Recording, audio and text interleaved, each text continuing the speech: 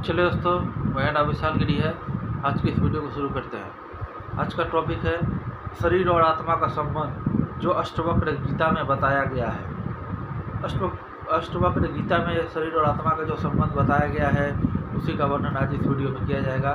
तो चलिए दोस्तों, इस वीडियो को शुरू करते हैं। आत्मा ना शरीर घेरती है और ना शरीर में प्रवेश करती है। आत्मा ना शरीर होती है और ना शरीर में प्रवेश करती है। मैं ना देह हूँ और ना देह मेरी है। मैं देह युक्त काल युक्त बोध मात्र हूँ। यही अष्टवक्र गीता में कहा गया है। आत्मा का देह से रिश्ता नहीं होता है। आत्मा ही बोध है एवं ब्रह्म ही आत्मा है। बोध ही आत्मा है। आत्मा का शरीर से संबंध नहीं होता है। देह प्रकृति है, मैं प्रकृति से परे हूँ। हम दोनों का आपस में कोई संबंध नहीं। हम दोनों का आपस में जो मिथ्या संबंध बन जाता है, वही माया है, वही दुख का मूल है। स्वयं को देह समझना ही दुख का मूल है। देह प्रकृति के सागर में ठीक एक लहर है, लहर भी नहीं है। देह प्रकृति का एक बुलबुला है, बनता है, फूट जाता है। मैं वो आत्मा हूँ जिसका प्रकृति से कोई स्पर्श नहीं, जिसके बनने बिगड़ने का कोई प्रश्न नहीं। औरों में मैं बोध हूँ। बोध मतलब आत्मा का ही स्वभाव है। बोध को आत्मा भी कह सकते हैं। नकार करके पहले बता दिया, मैं कौन नहीं हूँ। मैं देह नहीं हूँ, देह का संचालक करता या स्वामी भी नहीं हूँ। मैं कुछ हूँ, देह कुछ और है। मैं देह नहीं, मुझे देह से संबंध नहीं, तो मैं हूँ कौन? मैं बोध हूँ। तुम बोध मात्र हो। क्या है माया का मूल? आत्मा को देह से संबंधित कर लेना, उससे भी बड़ी माया है। आत्मा को देह में स्थापित मान लेना बड़ी से बड़ी मूल प्रचंड मिथ्या तो है कि यह कह देना कि आत्मा और शरीर का कोई संबंध है। जैसे कि हम कह देते हैं आत्मा शरीर में प्रवेश करती है, या आत्मा शरीर से बाहर जाती है, या हम अपनी लोक भाषा में कह देते हैं कि मेरी आत्मा, तुम्हारी आत्मा दुखी हो गई, आत्मा हर्षित हो गई, आत्मा प्रसन्न हो गई, आत्मा प्रफुल्लित कलंकित हो गई। ये सब बातें मायावी है। बिल्कुल आत्मा का शरीर से, देह से कोई संबंध नहीं होता। ये जो शरीर घूम रहा है, ये मिट्टी का रूप मात्र है। जैसे आत्मा का किसी खंभे से कोई संबंध नहीं हो सकता, आत्मा का पत्थर से क्या संबंध होगा? जैसे आत्मा के पेड़ एवं पेड़ के गिरते पत्तों से क्या संबंध होगा? आत्मा का बादलों से, गिरती बूंद से क्या संबंध होगा? वैसे ही आत्मा का भी शरीर से कोई संबंध नहीं होता। शरीर की गति अप्राकृत है। यह गलत है सोचना कि शरीर का संचालन करने के लिए आत्मा चाहिए। शरीर की गतियों का संचालन शरीर स्वयं करता है। शरीर की गति शरीर के रसायनों द्वारा संचालित होती है। जिसे आप कहते हो देख रहे हो, जिसे आप कहते हो देख रहे हो, वो लगातार, वो वास्तव में रासायनिक विद्युतीय क्रिया चल रही है। इसमें आत्मा का कोई किरदार नहीं और ना ही आत्मा का कोई ज़रूरत है। आप कहते हैं, आप सोच रहे हो, मनुष्य कहता है ये सब अगर हो रहा है तो जरूर भीतर आत्मा होगी। ऋषियों से लेकर आधुनिक विज्ञान में समझाया है कि मनुष्य होने के नाते जो कुछ भी तुम्हारे साथ चल रहा है वो शरीर मात्र है। जो कुछ भी हो रहा है वह शरीर केंद्रित है, शरीर जनित है। उसके होने के लिए किसी आत्मा की जरूरत नहीं है। तुम्हें क्रोध आता है, इसका मतलब ये नहीं कि तुम्हारे अंदर आत्मा है। तुम्हें प्रेम आता है, इसका मतलब यह नहीं कि तुम्हारे अंदर आत्मा है।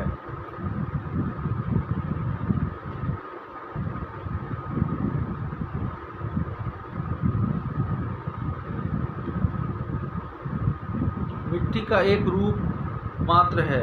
क्रोध आता है, प्रेम आता है, इसका मतलब यह है कि तुम्हारे भीतर रसायन है। रसायन शरीर होती है।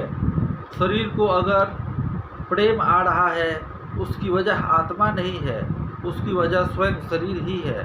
शरीर में ही कुछ ऐसा है कि शरीर को भी डर लग जाता है। कभी क्रोध आ जाता है, कभी लोभ आ जाता है, कभी ममता उमड़ती है, तो कभी वो कहता है कि मुझे प्रेम, कभी कहता है मुझे प्रेम आता है। देह का जो प्रेम होता है वो तो पता ही है क्या है, आसक्ति मात्र आकर्षण जैसा। इसके लिए शरीर में आत्मा नहीं चाहिए, इसके लिए शरीर में रसायन चाहिए। और अगर क्रोध हटाना हो, भय हटाना हो, तो उसके लिए शरीर में आत्मा नहीं हटानी पड़ेगी। उसके लिए शरीर में कुछ रसायन हटा दो, क्रोध भय ये सब हट जाएंगे। शरीर की जो भी गतिविधियां हैं उनका संचालक कौन है?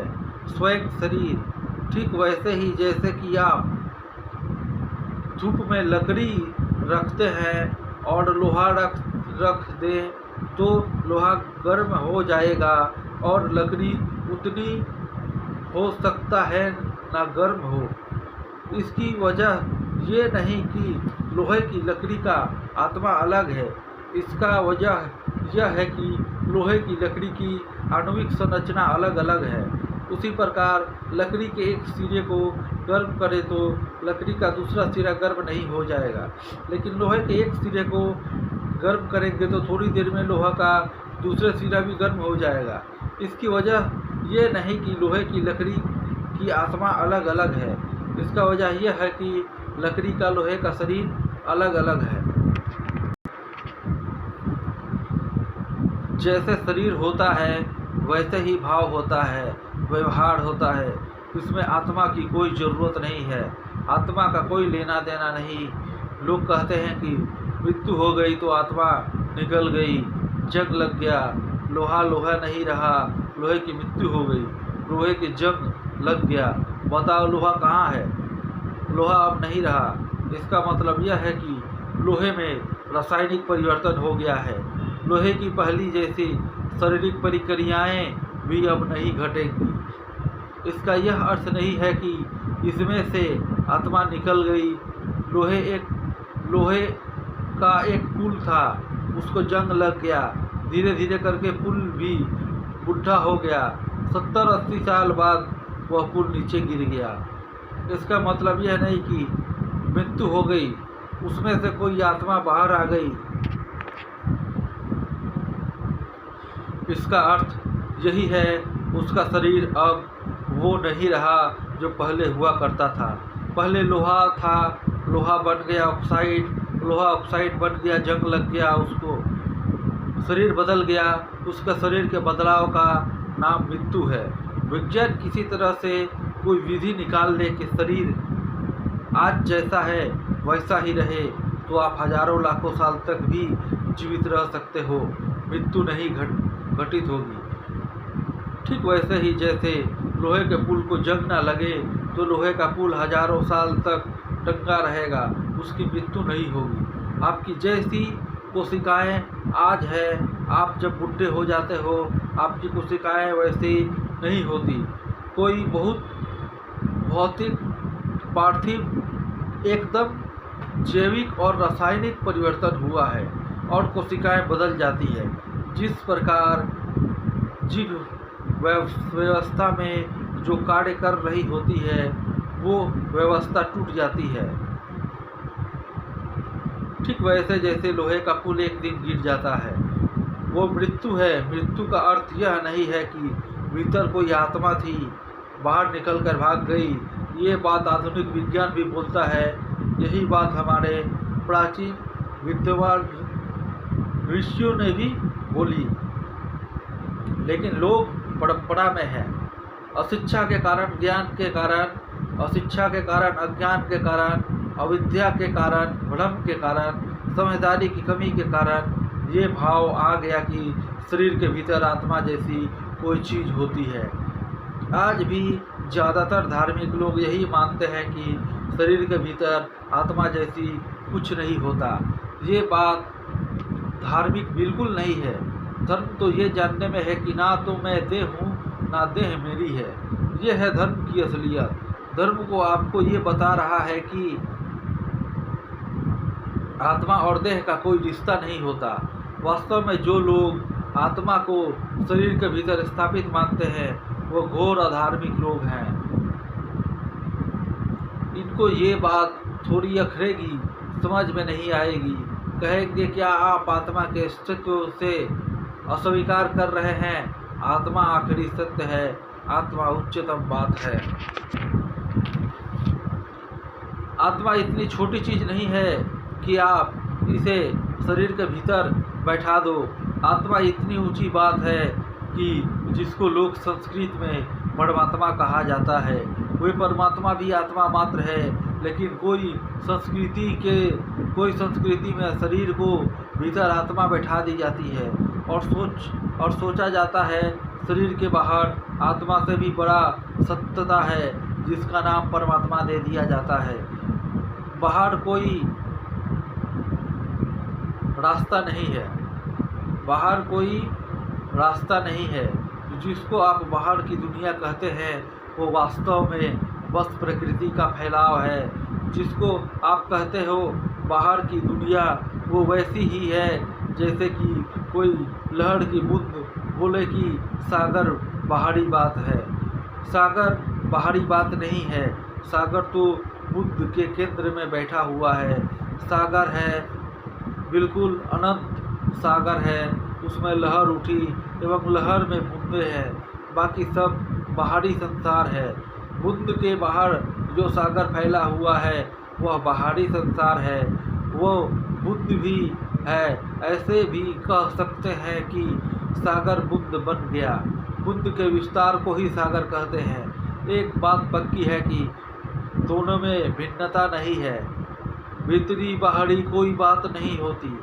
बुद्ध अगर बोले पहाड़ मेरा बड़ा विस्तार है और उस विस्तार में मुझे पैदा करने वाला परमात्मा बैठा हुआ है, जैसे आम आदमी बोलता है कि मुझसे बाहर एक अनंत ब्रह्मांड है, इस ब्रह्मांड में मुझे पैदा करने वाला कोई परमात्मा बैठा है।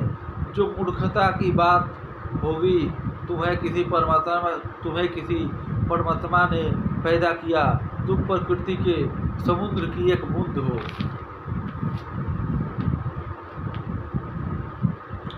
समुद्र से उठे हो, समुद्र से उठे हो, समुद्र में गिर जाओगे। किसी रचयिता ईश्वर की जरूरत नहीं है। तुम प्रकृति के उत्पाद हो, प्रकृति से उठे प्रकृति में गिर जाओगे। वेदांत कहता है सत्य है आत्मा। सत्य क्या है? आत्मा। आत्मा क्या है? प्रकृति से अपने को परे जान लेना ही आत्मा है। मूल भ्रम यही है। दुख का बड़े से बड़ा कारण यही है कि तुम सोचो कि तुम प्रकृति हो, और जो अपने आप को प्रकृति सोचता है वो फिर ये भी सोचता है कि प्रकृति को बनाने वाला कोई परमेश्वर भी होगा। प्रकृति को बनाने वाला परमेश्वर को नहीं खोजा जाता, अपनी सच्चाई को खोजा जाता है। अपनी ही सच्चाई को वेदांत में नाम दिया गया है आत्मा। खोजा तो स्वयं को पाया, और कौन हूँ मैं बोध हूँ। ब्रह्म ही आत्मा है एवं आत्मा ही ब्रह्म है, बोध ही आत्मा है। उच्चतम सत्यता मेरे भीतर है, तुमसे बाहर कोई रचयिता बैठा है नहीं, मुझसे बाहर नहीं है। मुझसे बाहर जो है वो सब कुछ क्या है, वो प्रकृति का फैलाव है। अनंत ब्रह्मांड भी खड़े हो जाए तो वो सब प्रकृति का फैलाव मात्र है। उसमें प्रकृति के बाहर का कोई सत्यता की कोई गुंजाइश नहीं है। हर ब्रह्मांडों के बाहर क्या है, एक और ब्रह्मांड। प्रकृति की आखिरी सीमा के पार क्या है, और प्रकृति मन जहाँ तक जा सकता है उसके पार क्या है, और ज़्यादा मन वहाँ पर तुम्हें बनाने वाला नहीं मिलेगा। वहाँ तुम्हें वही तत्व मिलेगा जिससे तुम मिले हुए हो। ठीक वैसे जैसे बूंद कितनी भी दूर तक देख ले उसे पानी ही दिखाई देगा। बिल्कुल वही तत्व जो बूंद में है वही तत्व सागर में है। बूंद को स्वयं को रचने वाला नहीं मिलेगा, बूंद को वही ताउन मिलेगा।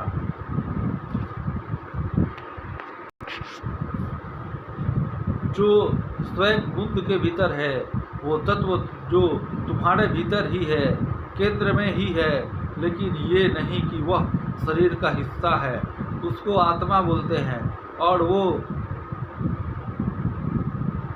वो तत्व सभी मनुष्य में, जीवों में, जड़ में, चेतना में वो एक समान है। आत्मा अलग अलग नहीं होती, अलग अलग शरीर होते हैं, आत्मा एक होती है। आत्माएं जैसा कोई भी शब्द हो नहीं सकता।